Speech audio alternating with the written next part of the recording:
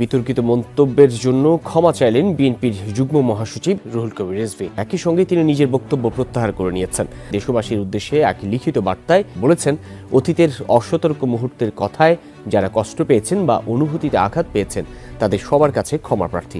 শৃঙ্খলাটা অত্যন্ত বেশি প্রয়োজন। আমাদের রিজভী আহমেদ আপনারা জানেন মেরুদণ্ডহীন অপদার্থ একটা লোক। আমি সবসময় বলেছি যে মানে বিএনপিকে শেষ করে দেওয়ার প্ল্যান।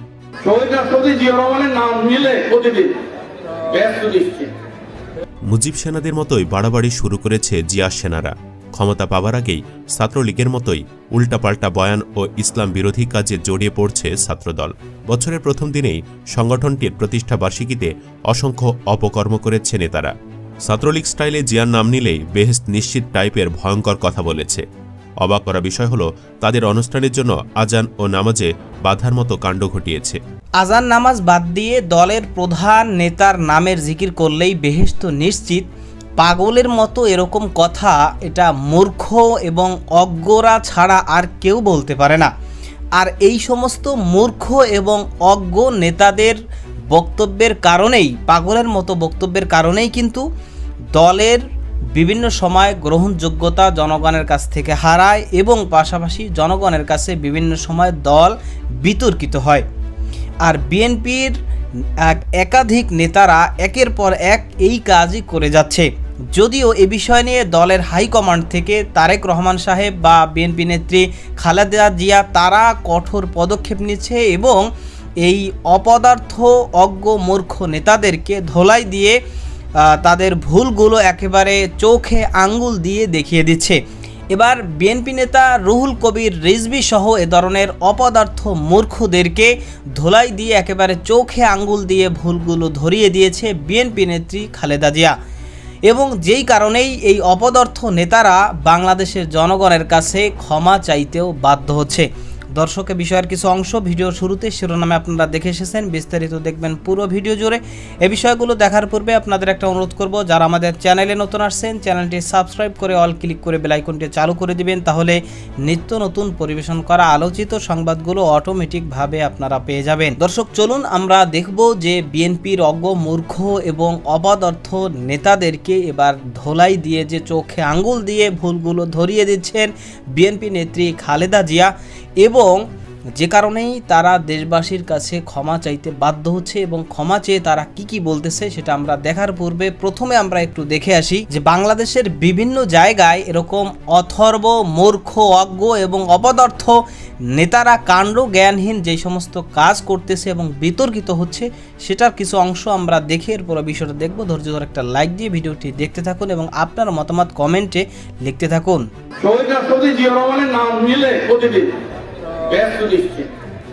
মুজিব সেনাদের মতোই বাড়াবাড়ি শুরু করেছে জিয়া সেনারা। ক্ষমতা পাবার আগেই ছাত্রলীগের মতোই উল্টাপাল্টা বয়ান ও ইসলাম বিরোধী কাজে জড়িয়ে পড়ছে ছাত্রদল। বছরের প্রথম দিনেই সংগঠনটির প্রতিষ্ঠা বার্ষিকীতে অসংখ্য অপকর্ম করেছে নেতারা। ছাত্রলীগ স্টাইলে জিয়ার নাম নিলেই বেহেশত নিশ্চিত টাইপের ভয়ঙ্কর কথা বলেছে। অবাক করা বিষয় হলো, তাদের অনুষ্ঠানের জন্য আজান ও নামাজে বাধার মতো কাণ্ড ঘটিয়েছে। এছাড়া জাবির একজন হিজাবি শিক্ষিকাকেও হেনস্থা করেছে। চলুন একে একে এসব ঘটনার বিস্তারিত জেনে নেওয়া যাক।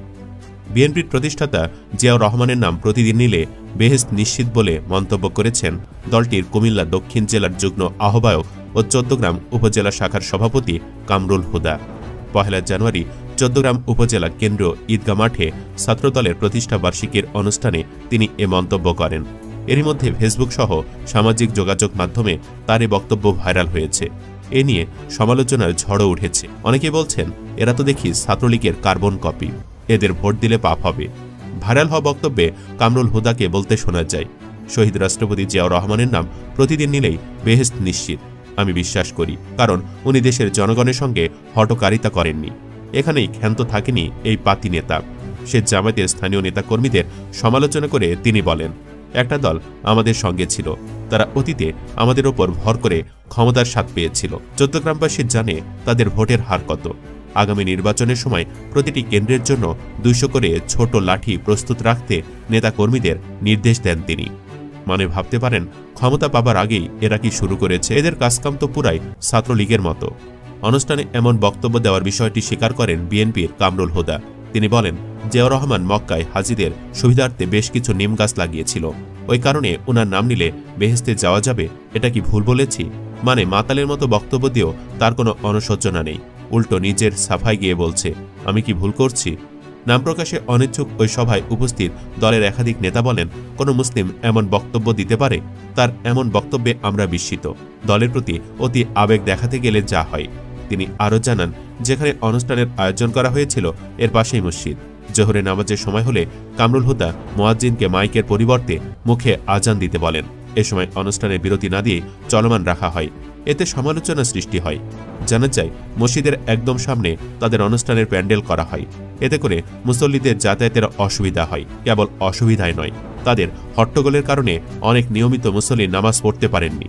জুলফিকার মুখলিস নামের একজন নেটিজেন জানান, গত দুদিন আগে আমার এলাকায়ও এমন একটি ঘটনা ঘটে। বিএনপির প্রোগ্রামের উচ্চ সাউন্ডে মুসল্লিদের নামাজে ডিস্টার্ব হয়। নামাজের পর কিছু মুসল্লি তাদের এ কাজের নিন্দা করলে দলীয় পোলাপান মুসল্লিদের মারতে তেড়ে আসে। তাহলে ভাবেন, এদের কাছে ইসলাম ও মুসলিমরা কতটা নিরাপদ। ছাত্রলীগও তো মনে হয় না এত নিকৃষ্ট কাজ করেছিল যতটা করে দেখালো এরা। ১ জানুয়ারিতে এদের ইসলাম বিরোধী কাজ এখানেই শেষ নয়, পাশাপাশি জাবির একজন হিজাবি ও পর্দাশীল শিক্ষিকাকেও হেনস্থা করার ঘটনা ঘটেছে। এ ঘটনা জাহাঙ্গীরনগর বিশ্ববিদ্যালয়ে। সেখানকার সহকারী প্রক্টর শামীমা নাসরিন জলির বোরকা নিয়ে কটূক্তি করেছে শাখা ছাত্রদলের সাবেক সহসভাপতি নবীনুর রহমান নবীন। ১ জানুয়ারি ভোররাতে বিশ্ববিদ্যালয়ের মোরাদ চত্বর সংলগ্ন এলাকায় এ ঘটনা ঘটে। 31st নাইটে বিশ্ববিদ্যালয় প্রশাসন নিরাপত্তা নিশ্চিত করতে অভিযান চালাচ্ছিল। এ সময় ৮-১০ জনের একটি প্রাইভেট কারের মাধ্যমে সন্দেহজনকভাবে চলাচল করছিল। গাড়িটি থামিয়ে পরীক্ষা করা হলে সেখানে একজন নারী শিক্ষার্থী নিজেকে ৫০ ব্যাচের শিক্ষার্থী হিসেবে পরিচয় দেন। জাবির ছাত্রদল নেতা নবীনুর রহমান ওই শিক্ষার্থীকে চলে যেতে বলেন। সহকারী প্রক্টর শামীমা নাসরিন তার পরিচয় জানতে চাইলে নবীন আক্রমণাত্মক ভাষায় কথা বলেন এবং সহকারী প্রক্টরের পোশাক নিয়ে কুরুচিপূর্ণ মন্তব্য করেন। এ ঘটনার প্রতিবাদে রাত ১০টায় সাধারণ শিক্ষার্থীরা ক্যাম্পাসে বিক্ষোভ মিছিল করেন। শিক্ষার্থীরা দাবি করেন, গণঅভ্যুত্থানের পর স্বাধীন বাংলাদেশের বিশ্ববিদ্যালয়ে এমন আচরণ মেনে নেওয়া যায় না। শামীমা নাসরিন জলি এ ঘটনার বিস্তারিত বর্ণনা দিয়ে বলেন, আমরা দায়িত্ব পালন করছিলাম, একজন ড্রাইভিং লাইসেন্স ব্যতীত গাড়ি চালাচ্ছিল। আমরা ক্যাম্পাসে এটি আপাতত নিষেধ বলে বোঝানোর চেষ্টা করছিলাম। তখন নবীন এসে তাদের চলে যেতে বলে। আমি খুবই নমনীয় ভাষায় তার পরিচয় জানতে চাইলে তিনি আক্রমণাত্মক ভঙ্গিতে আমার সাথে কথা বলেন, আমার পোশাক নিয়ে কটূক্তি করেন।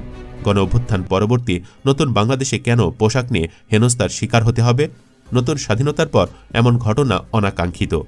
এই ৩টি ঘটনাতেই বিএনপি তাদের ইমেজ অনেক হারাচ্ছে। গোটা দেশবাসী তাদের সমালোচনায় মেতেছে। বেশিরভাগ মানুষ তাদের ছাত্রলীগ ভাবতে শুরু করেছে। এমনিতে যাই করত, তবে একই দিনে ৩টি ইসলাম বিরোধী কাজে তাদের প্রতি ঘৃণা ছাড়া দেখানোর মতো কিছুই নেই। অনেকেই বলছেন, এসব নেতার কথাবার্তা ও কাজের কারণেই বিএনপি আবার পথ হারিয়ে যাবে। এসব কথাবার্তা বলতেন আওয়ামী লীগের নেতারা। শেখ হাসিনাকে বানিয়েছেন হজরত শেখ হাসিনা। আজকের শেখ হাসিনা দেশ ছাড়তে বাধ্য হয়েছে, আওয়ামী লীগের পতন হয়েছে। এসব নেতাকর্মীকে বিএনপি থেকে বহিষ্কার না করলে বিএনপিকেও আওয়ামী লীগের মতো পালাতে হবে।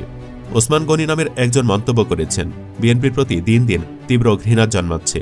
এরা গত ৪-৫ মাসে যা করছে আওয়ামী লীগের থেকে কোনো অংশে কম করছে। ধর্মীয় বিষয়গুলোতেও তারা যেভাবে হস্তক্ষেপ করতেছে, আওয়ামী লীগের মতো বিএনপির শেষ দেখার অপেক্ষায় আছি। ইয়াসির বলেন, আওয়ামী লীগ এতদিন জুলুম করছে মুজিবকে পুঁজি করে, আর এখন বিএনপি জুলুম করে জিয়াকে পুঁজি করে। এই বাংলাদেশ যা পারুক আর না পারুক কখনোই আর শান্তি অর্জন করতে পারবে না বলে মনে হয়।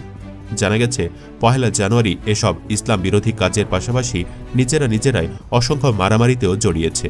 পাবনায় প্রতিষ্ঠা বার্ষিকীতে ছাত্রদলের নেতাকর্মীদের মধ্যে মারামারির ঘটনা ঘটেছে। এ সময় একটি মোটরসাইকেল ভাঙচুরের ঘটনা ঘটে, এতে কয়েকজন আহত হওয়ার খবর পাওয়া গেছে। এছাড়া বরিশালেও ২ গ্রুপের মধ্যে দফায় দফায় মারামারি হয়েছে।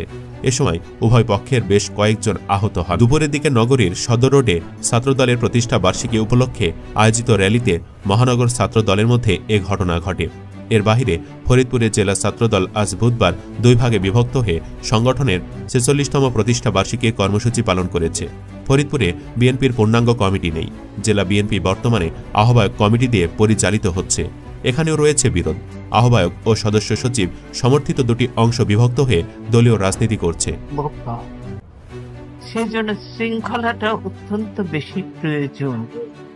আমাদের রেজভি আহমেদ আপনারা জানেন, মেরুদণ্ডহীন অপদার্থ একটা লোক, অপদার্থ একটা লোক। আমি সবসময় বলেছি যে মানে বিএনপিকে শেষ করে দেওয়ার প্ল্যান বোকা। সেজন্য শৃঙ্খলাটা অত্যন্ত বেশি প্রয়োজন। আমাদের রেজভি আহমেদ আপনারা জানেন মেরুদণ্ডহীন অপদার্থ একটা লোক, অপদার্থ একটা লোক। আমি সবসময় বলেছি যে মানে বিএনপিকে শেষ করে দেওয়ার প্ল্যান। আমরা এর পূর্বে বিগত প্রায় 1.5 দশক ধরে দেখলাম একটা দল তারা তাদের নেতাকে একেবারে নবীদের রূপে বাংলাদেশের জনগণের উপর চাপিয়ে দেওয়ার চেষ্টা করেছে এবং তাদের নেতাকে জাতির পিতা হিসাবে আবির্ভূত করার চেষ্টা করেছে এবং পাশাপাশি মানে তাদের দলটাকে একটা কেমন যেন একটা ধর্ম এরকম উপস্থাপন করারও কিন্তু অনেকে চেষ্টা করেছে, কিন্তু তাদের এই সমস্ত অপচেষ্টা কিন্তু ব্যর্থ হয়েছে। কারণ এই ধরনের চেষ্টা করাটাও বোকামি, অজ্ঞতা, মূর্খতা। আর এর কারণে দেখা যায় দল তো বিতর্কিত হয় এবং পাশাপাশি এদেরকে জনগণ প্রতিহত করে। সুতরাং এখন সামনেও যদি কোনো দল এরকম চেষ্টা করে যে আমাদের নেতাকে একজন ধর্মীয় আধ্যাত্মিক নেতা হিসাবে আবির্ভূত করব, আমাদের দলকে ধর্ম হিসাবে বাংলাদেশের জনগণের উপর চাপিয়ে দিব